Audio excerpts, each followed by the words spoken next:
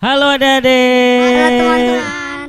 Selamat hari Minggu. Kita bersyukur pada hari ini kita boleh bersama-sama beribadah kepada Tuhan. Walaupun adik-adik masing-masing di rumah, tetapi kita tetap bersuka cita ya. Pada hari ini Lose ditemani oleh teman-teman kalian. Ada Gracio. dan juga Sergio. ya. Sebelum kita melanjutkan ibadah, mari bersama-sama kita berdoa terlebih dahulu. Tuhan Yesus yang baik, kami bersyukur karena penyertaan Tuhan, kami boleh terus bersama-sama beribadah kepada Tuhan. Walaupun kami di rumah masing-masing ya Tuhan, tapi kami bersyukur untuk kasih setia Tuhan pada kami. Terima kasih ya Tuhan, kami menyerahkan waktu ke depan dalam tangan kuasa kasih-Mu. Di dalam nama Tuhan kami Yesus Kristus kami sudah berdoa. Amin. Amin. Nah, adik-adik, saat ini kita akan bersama-sama memuji Tuhan. Kita menyanyikan pujian kita dari terbit matahari. Mari kita memuji Tuhan.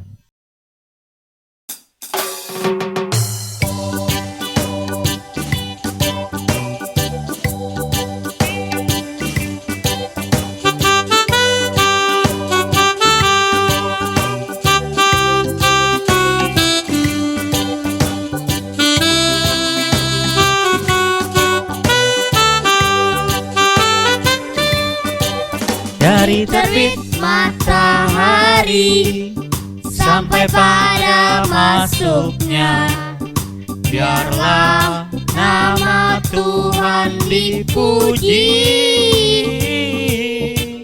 Dari terbit matahari sampai pada masuknya, biarlah nama Tuhan dipuji. Puji Tuhan,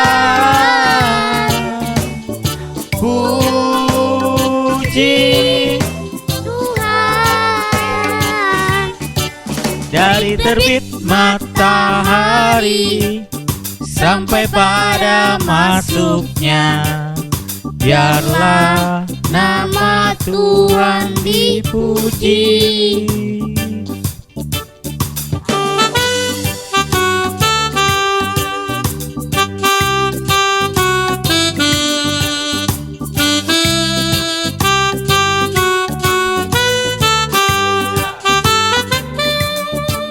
Dari terbit matahari sampai pada masuknya, biarlah nama Tuhan dipuji. Dari terbit matahari sampai pada masuknya, biarlah nama Tuhan dipuji. Puji Tuhan, puji Tuhan. Dari terbit matahari sampai pada masuknya, biarlah nama Tuhan dipuji. Biarlah nama Tuhan dipuji.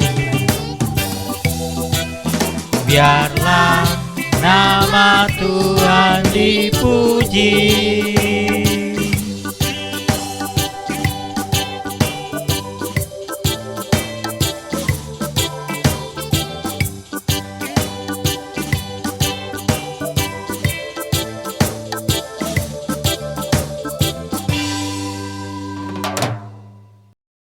Nah adik-adik, tadi kita sudah bersama-sama memuji Tuhan.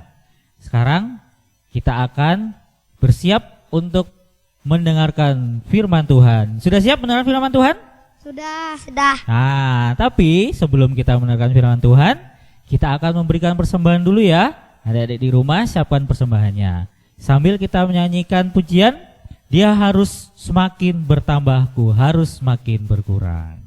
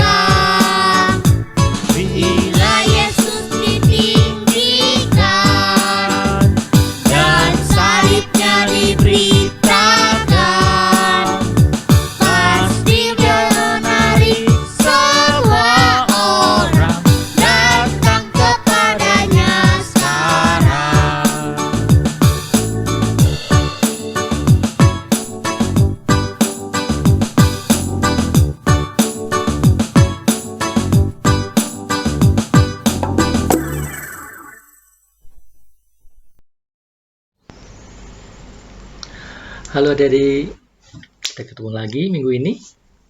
Sungguh kita bersyukur pada Tuhan karena kita masih beri kesempatan untuk bersama-sama beribadah, untuk bersama-sama mempelajari firman Tuhan.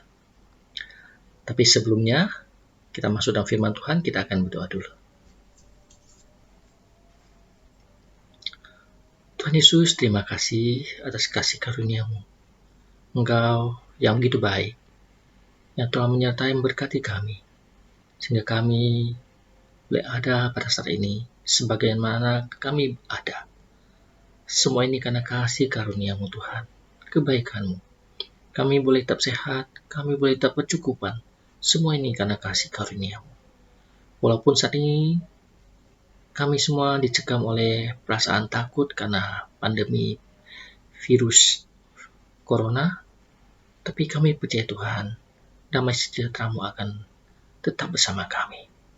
Terima kasih Tuhan, kami serahkan waktu ini ke dalam tangan kasih-Mu, biar kami, di mana kami akan belajar firman-Mu, Engkau tolong kami, mampukan kami untuk mengerti akan firman-Mu, mampukan kami mengerti akan kehendak-Mu dalam hidup kami. Terpuji Tuhan, kami berdoa syukur, dalam Yesus, amin. Nah adik-adik, minggu lalu kita sudah belajar tentang keluarga pelayan Tuhan, Nabi Tuhan. Seorang pelayan yang meninggal dan meninggalkan anak istrinya dalam kondisi yang miskin. Tapi Tuhan tidak meninggalkan mereka. Tuhan menolong mereka karena mereka tetap berharap dan bersandar pada Tuhan. Dan hari ini kita kembali belajar bagaimana Tuhan memberkati orang yang sungguh-sungguh mau percaya, sungguh-sungguh mau taat padanya dan mengikuti apa yang Tuhan perintahkan. Mari kita sama-sama buka Raja-Raja 4, 2 Raja-Raja 4. Kita sama-sama buka, kita baca bersama-sama ya. 2 Raja-Raja 4 ayat 8 sampai ke 37. Saya akan bacakan perlahan, kita simak sama-sama ya. 2 Raja-Raja pasal 4 ayat 8 sampai 37. Pada suatu hari, Elisa pergi ke Sunem. Di sana tinggal seorang perempuan kaya yang mengundang dia makan. Dan seberapa kali ia dalam perjalanan, singgahlah ia ke sana untuk makan. Berkatalah perempuan itu kepada suaminya, "Sesungguhnya aku sudah tahu bahwa orang yang selalu datang kepada kita itu adalah abdi Allah yang kudus.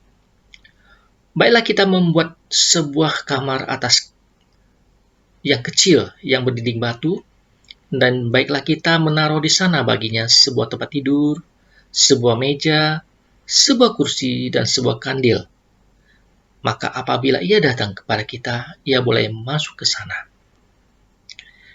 Pada suatu hari datanglah ia ke sana, lalu masuklah ia ke kamar atas itu dan tidur di situ.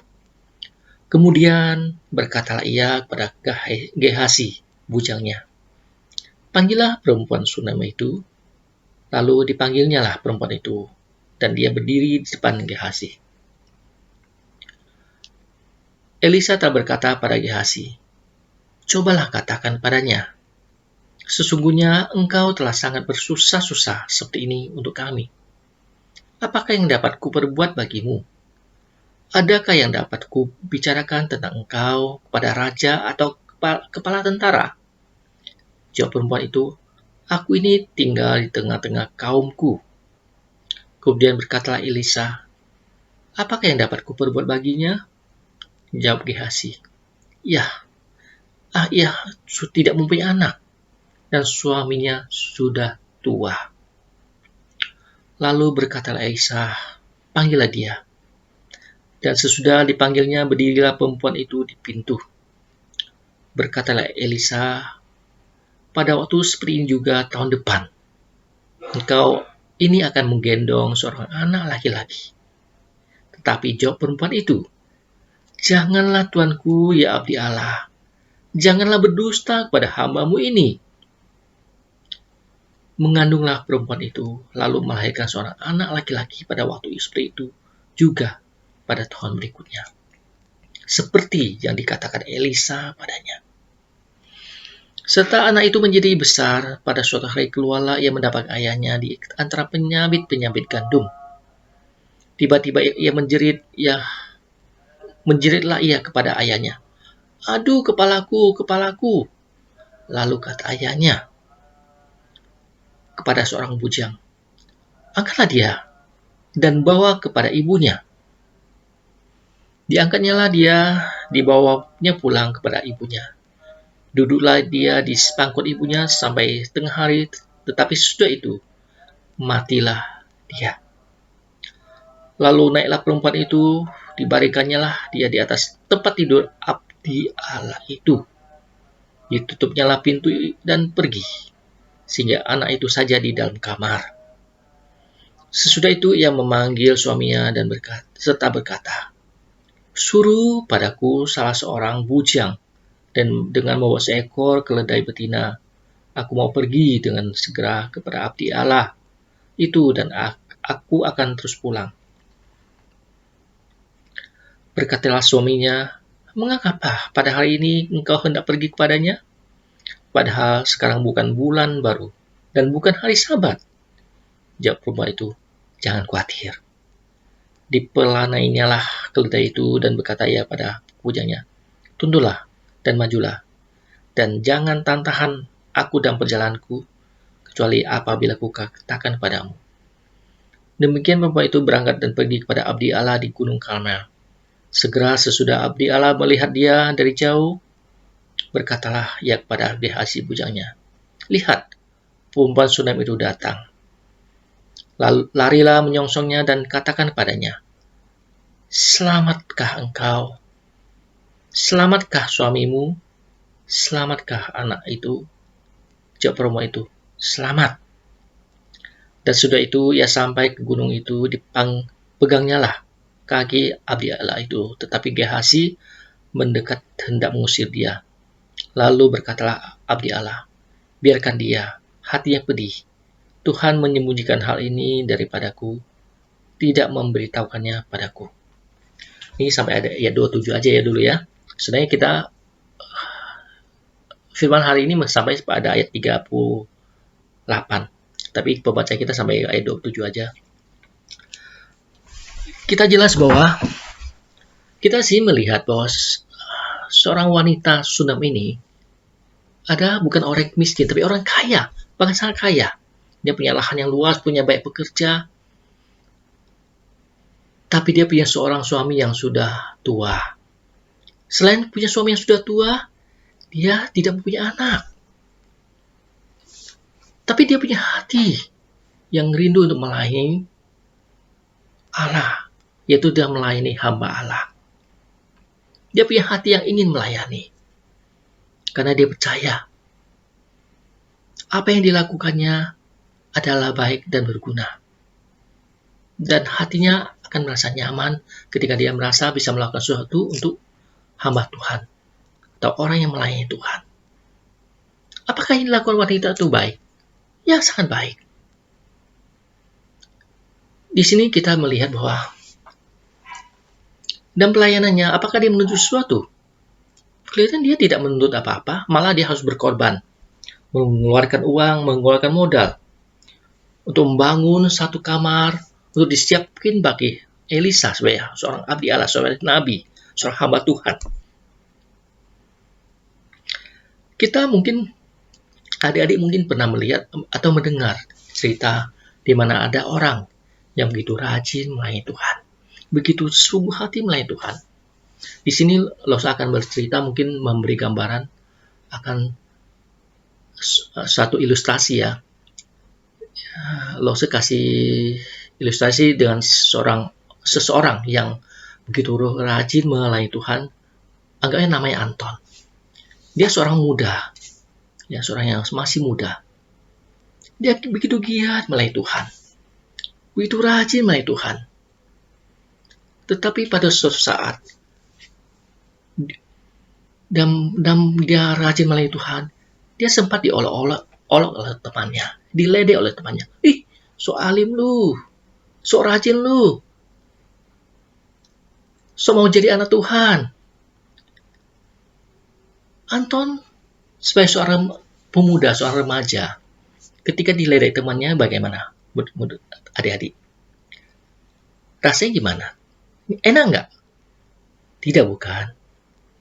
Tentunya tidak enak untuk diledekin orang. Tentunya tidak nyaman untuk merasa diledekin orang. Tapi si Anton ini, walaupun dia merasa tidak nyaman, dia berusaha tegar. Dia berdoa pada Tuhan, mohon Tuhan tolong, agar dia diberi kekuatan, agar dia tetap bisa melayani Tuhan dengan tulus hati. Walaupun dia harus menghadapi ejekan, ledekan dari teman-temannya. Pada ketika dia melayani Tuhan, dia dapat apa sih? Dia dibayar nggak? Enggak. Dia nggak dibayar. Karena dia melayani Tuhan, karena dia punya hati yang ingin mendekat pada Tuhan. Tapi sebagai upahnya, kok malah dia diledekin? Ya, dilecekin teman-temannya. Apakah itu upahnya? Bukan, ya. Itu bukan upahnya. Itu ada mungkin bagian dari ujian. Apakah dia tetap bisa setia melayani Tuhan ketika dia menghadapi kesulitan, menghadapi tantangan dari lingkungan di sekelilingnya.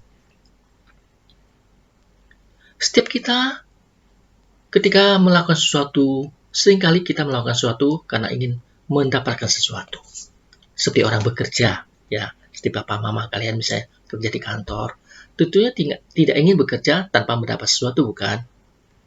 Ketika orang tua kalian bekerja di kantor atau di perusahaan apapun, ketika mereka bekerja tentu mengharapkan satu imbalan, yaitu gaji, ya. Tapi lain kalau kita bekerja untuk Tuhan.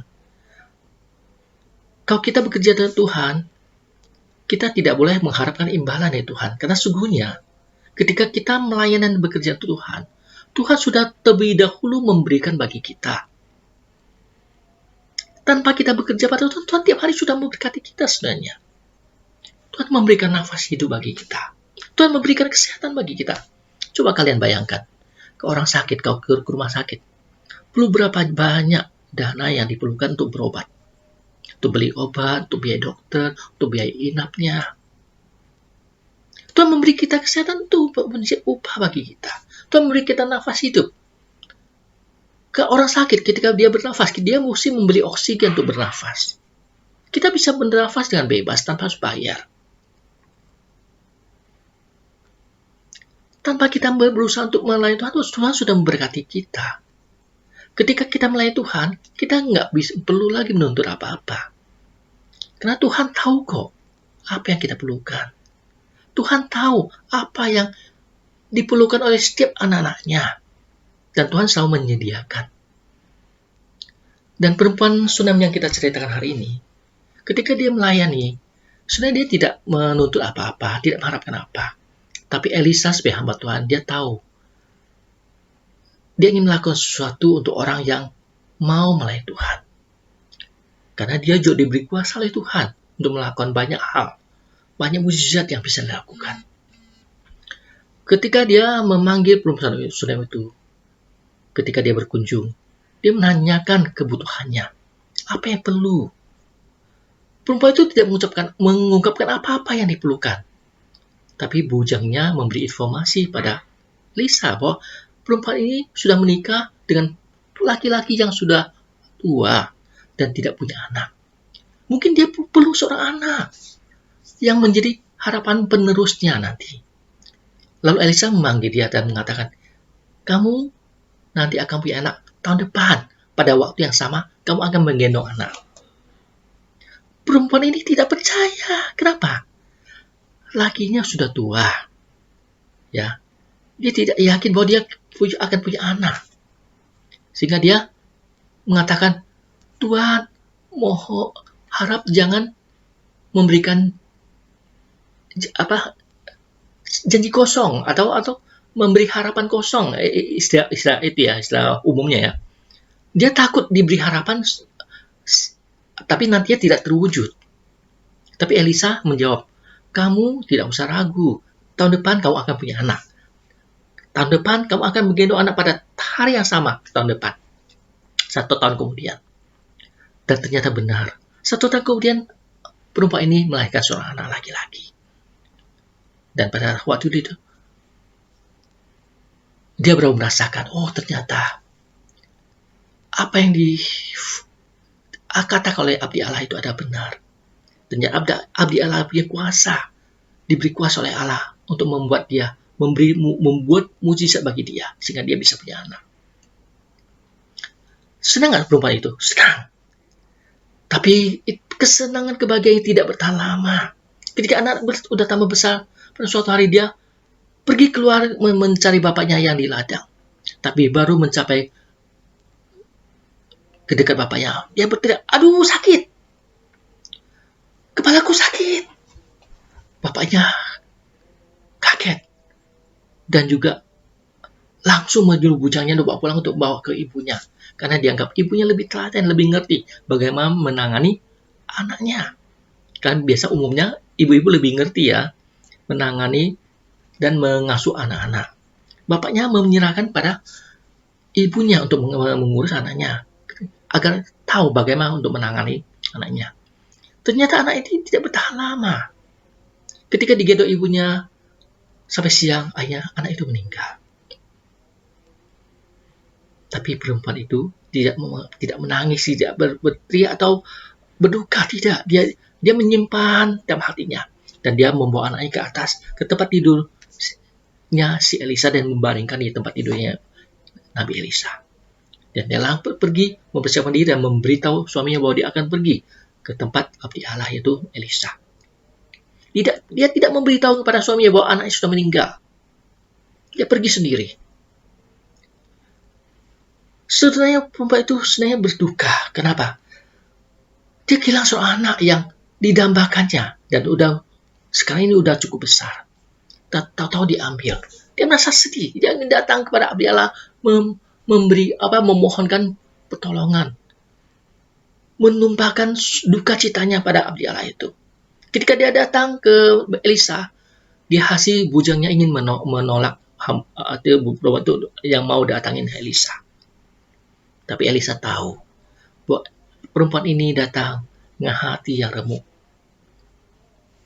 Tapi Elisa tidak tahu sebabnya apa, karena Tuhan tidak membukakan bagi dia hal mengenai perempuan ini. Tidak memberitahunya. Biasanya kalau ada sesuatu, Tuhan sudah memberitahukan pada Elisa, membisikkan padanya apa yang terjadi. Tapi tentang kejadian dari perempuan ini, Tuhan tidak memberitahu sehingga Elisa tahu. Tapi Elisa tahu bahwa perempuan ini lagi mengalami kesusahan. Sehingga dia membiarkan perempuan itu menghampirinya. Dan perempuan itu berteriak, mengatakan, kemarin saya sudah bilang jangan memberikan saya harapan kosong. Jangan memberikan saya janji-janji yang membuat hati saya tambah tawar. Isinya gitu ya. Dia soal mengeluh. Kenapa dia diberi satu harapan, satu kebahagiaan hanya sesaat, lalu diambil lagi. Soalnya dia ngomong gitu ya.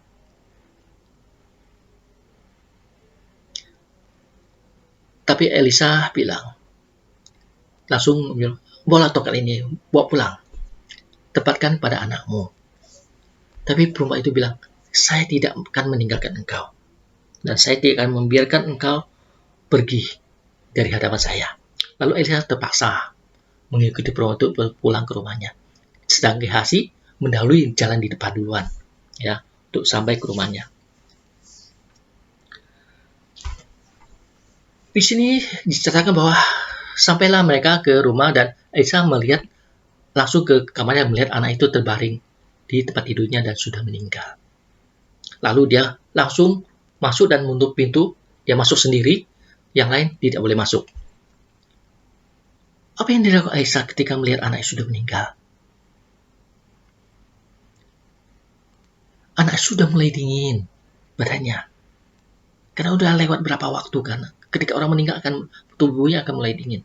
Sehingga Elisa memeluknya, membaringkan tubuhnya di atas anak itu, memberikan kehangatan agar anaknya, karena Elisa habis jalan jauh, badannya panas, ya kan? badan panas. Sehingga dia ingin membuat anak itu jadi panas lagi badannya. Dia membaringkan diri di atas anak itu dengan menghadapkan mukanya ke muka anak itu.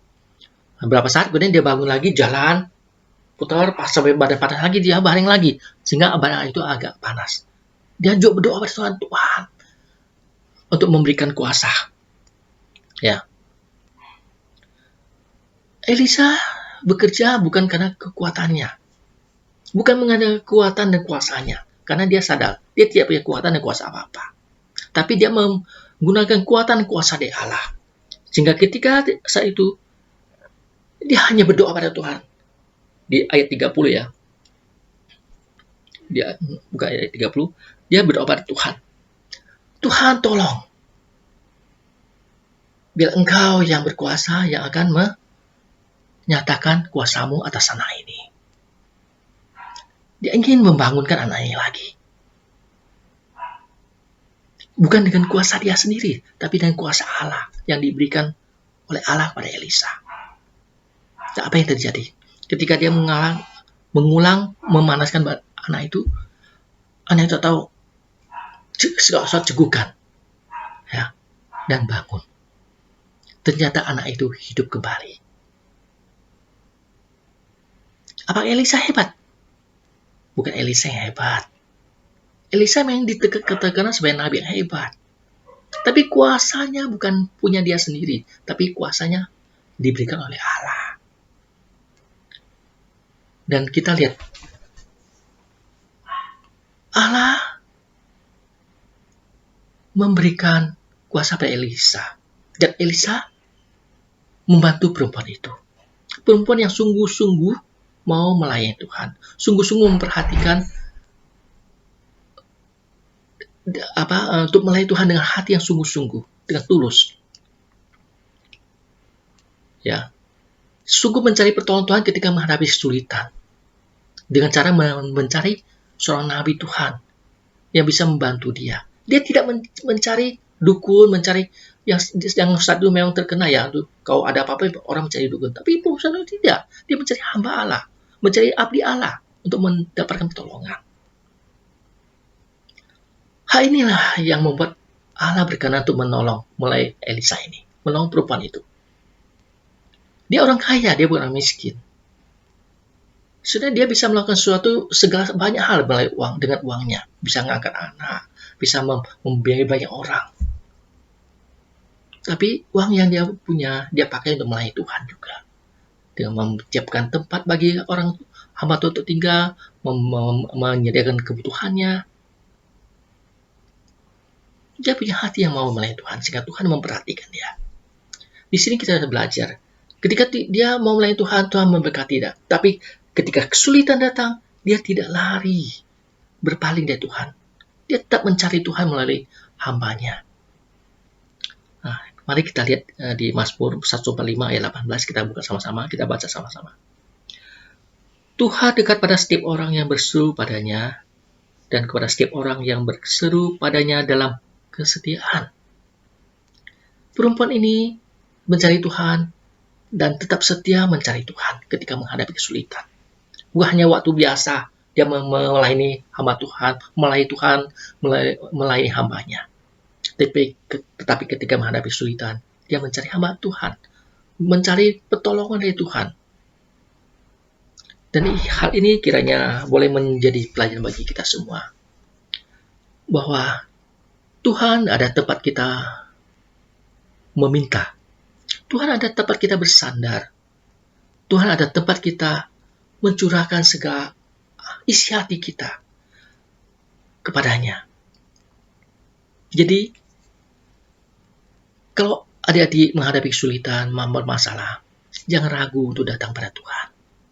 Jangan ragu untuk datang pada Tuhan untuk mencari pertolongan dari Tuhan. Karena Tuhan ada setia dan adil. Tuhan tidak akan membiarkan kita. Mari kita berdoa, adik-adik. Terima kasih Tuhan Yesus. Bila firman Tuhan hari ini boleh mengajar kami, agar kami selalu boleh bersandar bertaut pada Tuhan. Dalam kondisi apapun kami boleh belajar bahwa Tuhan adalah ada. dan ada bagi setiap kami yang percaya pada Engkau. Tuhan senantiasa selalu memberkati kami, walaupun seringkali kami tidak taat pada Engkau, tapi Engkau tetap memberkati dan memperhatikan kami. Tolong ajarkan kami Tuhan, untuk belajar bahwa dalam kondisi apapun, baik-baik maupun buruk, kami tetap memandang pada Engkau, mencari Engkau. Biarlah Engkau menjadi penopang kami, menjadi tempat sandaran bagi kami dalam sepanjang hidup kami. Terima kasih Tuhan, kami doa bersyukur dan menyerahkan hidup kami ke dalam tangan. Dan Yesus Kristus kami doa bersyukur. Amin. Oke adik-adik, sampai di sini pertemuan kita hari ini. Sampai jumpa lagi minggu depan. Dadah.